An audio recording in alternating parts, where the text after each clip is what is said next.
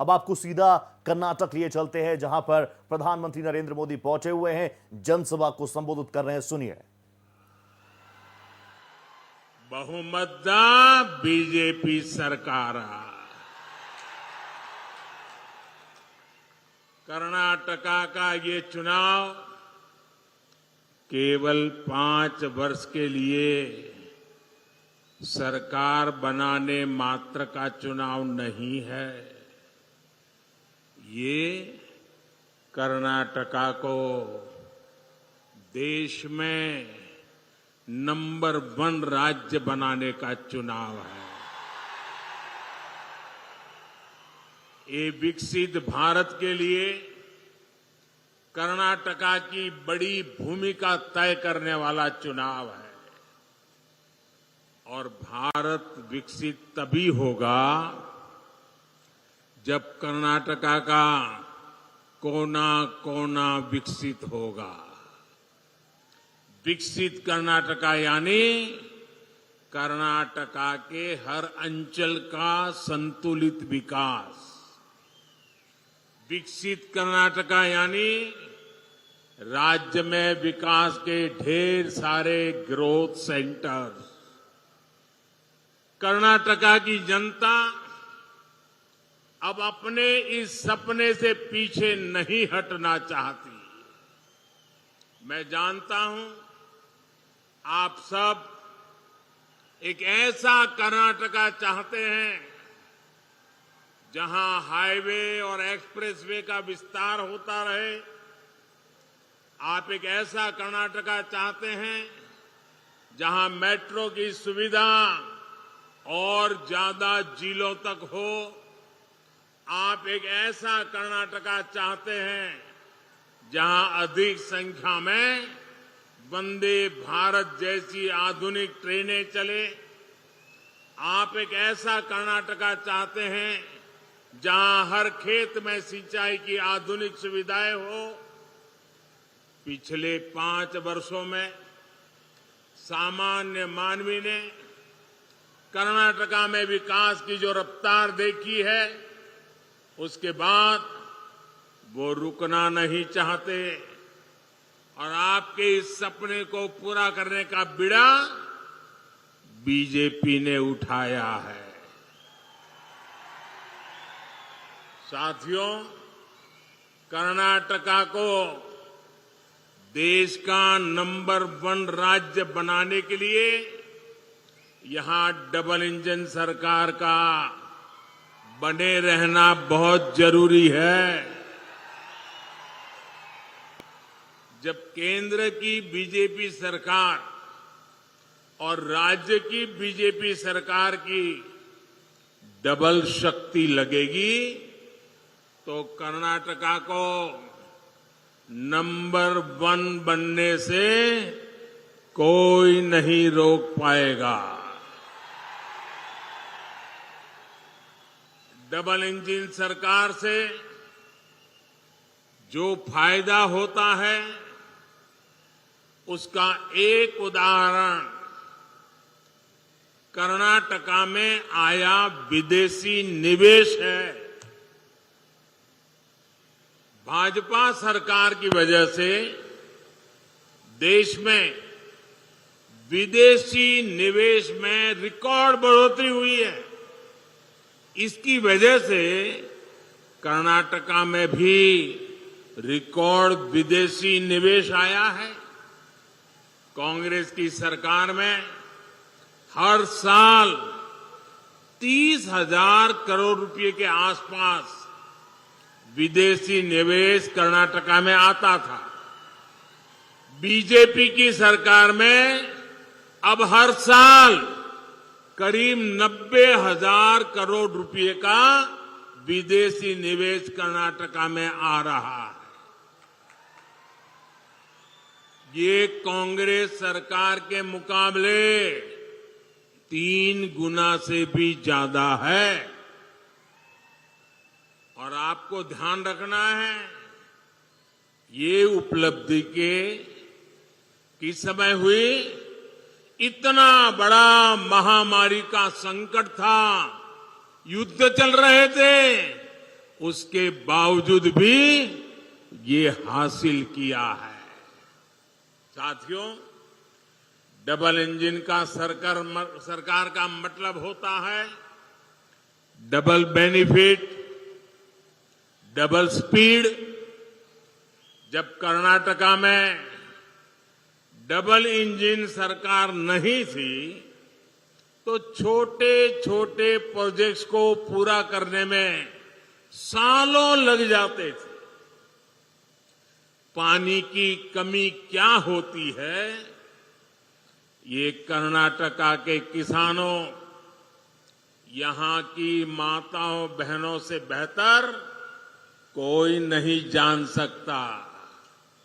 कांग्रेस सरकार उसके समय देश भर में 100 से ज्यादा ऐसी सिंचाई योजनाएं थी जो दशकों से लटकी हुई थी।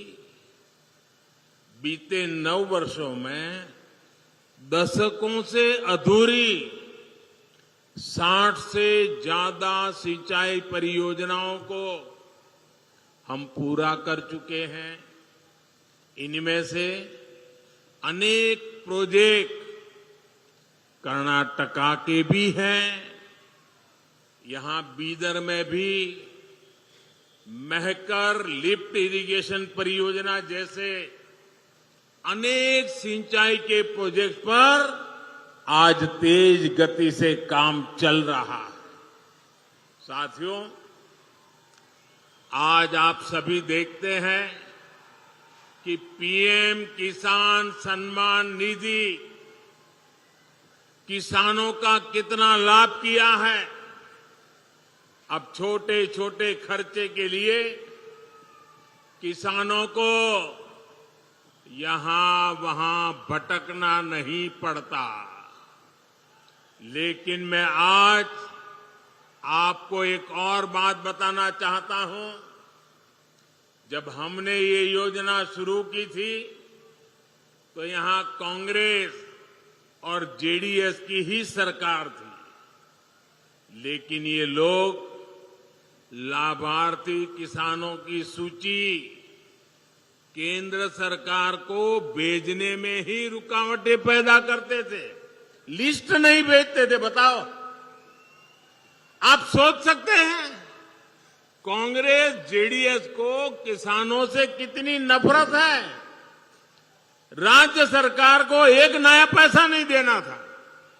पैसा हम दिल्ली से भेज रहे थे। उनको तकलीफ ये थी कि बीच में कोई कटकी नहीं हो रही है, माल खाने को मिल नहीं रहा है, ये सीधा उनके बैंक खाते में जा रहा है, इसलिए लिस्ट ही नहीं देते थे।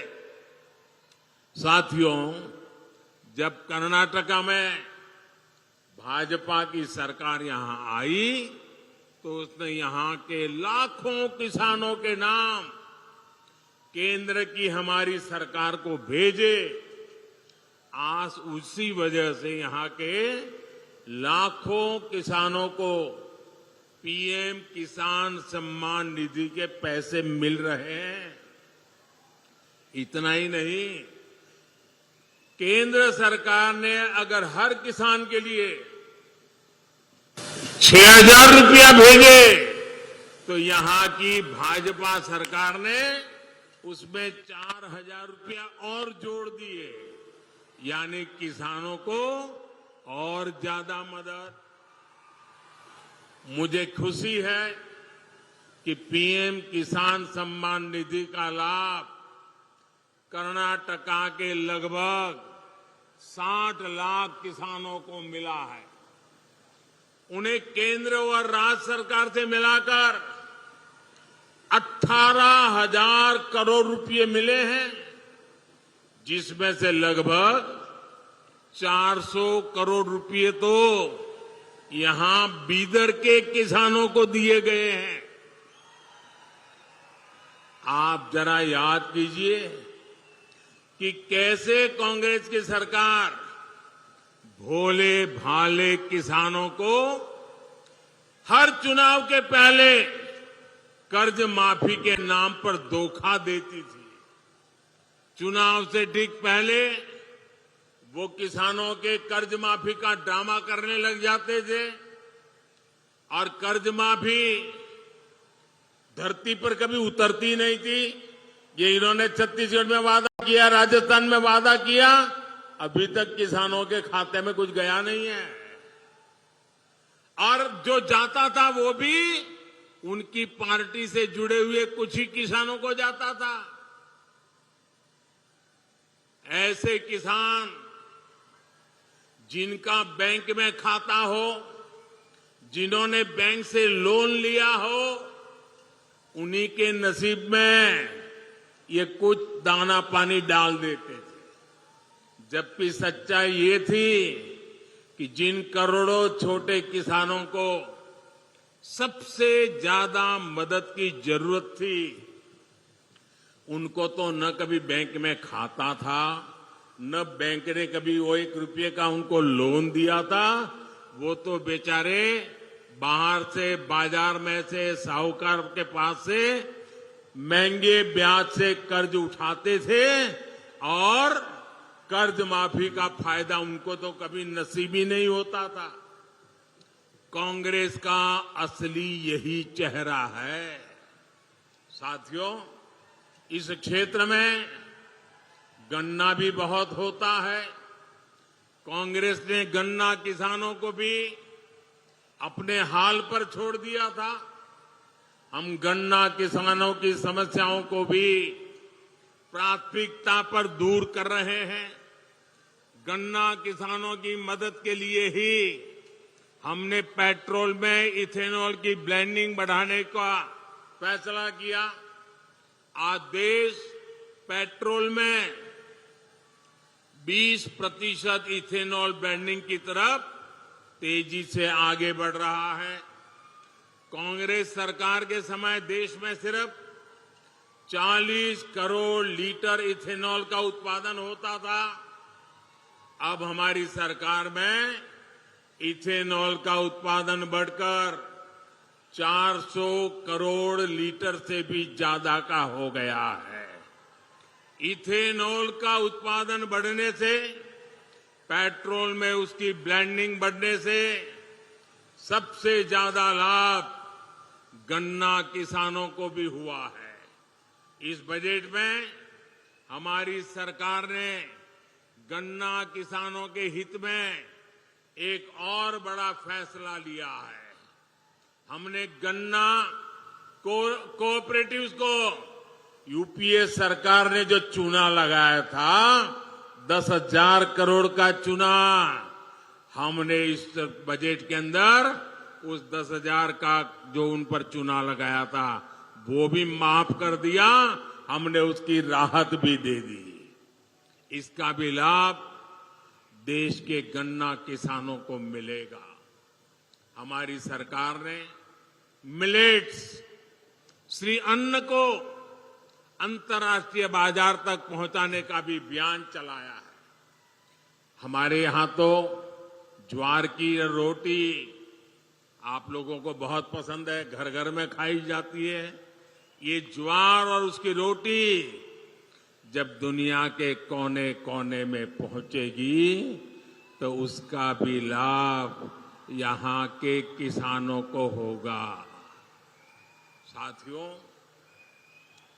गरीब की तकलीफ कांग्रेस को कभी समझ नहीं आई। उन्होंने गरीबी देखी नहीं है।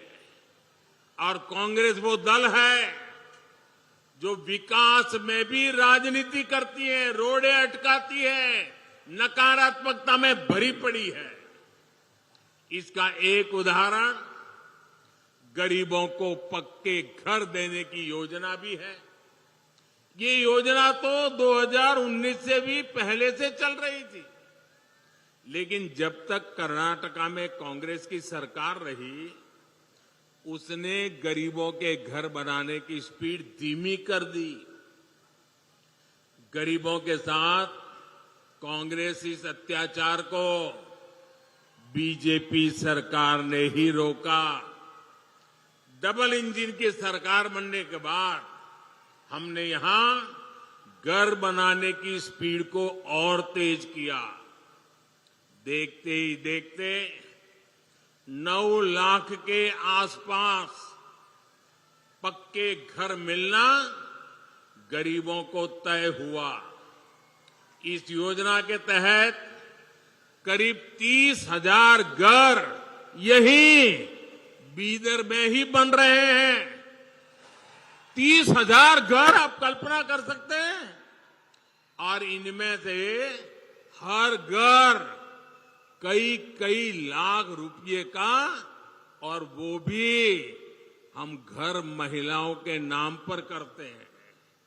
यानी भाजपा की डबल इंजन सरकार ने यहां बीदर में ही 30,000 बहनों को, जिनके घर की कीमत लाखों में है, 30,000 बहनों को लखपति दीदी बना दिया है। साथियों, हमारे देश में गांवों के घरों में नल से पानी ना आने की वजह से भी माताओं, बहनों, बेटियों ने दशकों तक बहुत कष्ट उठाया है। भाजपा की सरकार ने उन्हें इस तकलीफ से मुक्ति दिलाने के लिए ही हर घर जल योजना शुरू की।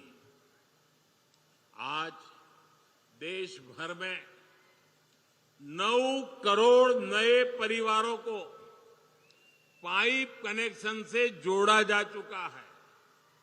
यहां कर्नाटका के भी 40 लाख से ज्यादा परिवारों को अब नल से जल मिलने लगा है। साथियों, शौचालय के अभाव में, गैस कनेक्शन के अभाव में, अच्छे इलाज के अभाव में सबसे अधिक परेशानी हमारी माताएं बहनों को ही होती है। गरीब परिवारों की बहनों की सूद कांग्रेस ने इतने दशकों तक कभी नहीं ली, लेकिन आपका ये बेटा दिल्ली में बैठा है।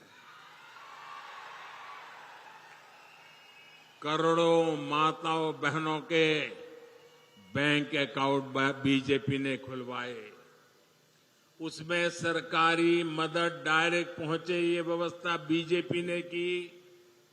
बहनों को बिना गारंटी मुद्रा लोन मिले ये व्यवस्था बीजेपी सरकार ने की। गरीब मां को अपने परिवार के लिए राशन की चिंता न करनी पड़े, इसके लिए मुफ्त राशन का प्रबंध बीजेपी सरकार ने किया। दूसरे शहरों में भी फ्री रेशन मिल सके, इसके लिए one nation one ration card भी बीजेपी सरकार ने दिया। हमारे बंजारा साथी, उनकी भी सूद कांग्रेस ने कभी नहीं ली। ये बीजेपी सरकार है जिसने उन्हें प्रॉपर्टी का अधिकार दिया, उन्हें विकास के अवसरों से जोड़ा।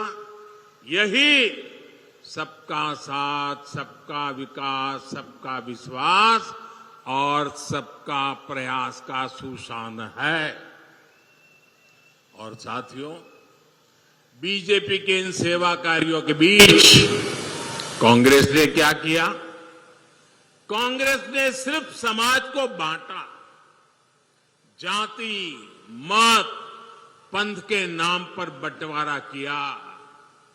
कांग्रेस ने शासन के नाम पर सिर्फ तुष्टीकरण को बढ़ावा दिया। कांग्रेस की बेरुखी का सबसे बड़ा प्रमाण हमारी बीदरी आर्ट है।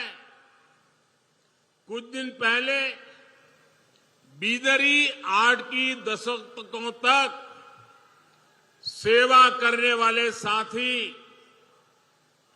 शाह रशीद अहमद कादरी को पद्म पुरस्कार मिला।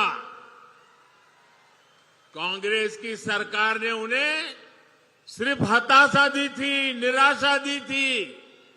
भाइयों और बहनों, बीदर एक भारत श्रेष्ठ भारत की तीर्थस्थली है। गोराटा यहां से ज्यादा दूर नहीं है। गोराटा में किसानों के बलिदान को कांग्रेस ने भुला दिया था, सिर्फ इस डर से कि कहीं कांग्रेस का वोट बैंक नाराज ना हो जाए। वहां जो शहीदों का स्मारक पत्थर था, उससे भी जो धूल सफाई का काम, ये भी बीजेपी ने। तो मिशन कर्नाटक पर पीएम मोदी आप तस्वीरें देख रहे हैं, जहां पर पीएम मोदी जनसभा को संबोधित कर रहे हैं। इस बीच पीएम मोदी ने कहा कि देश की गन्ना किसानों को लाभ मिला है।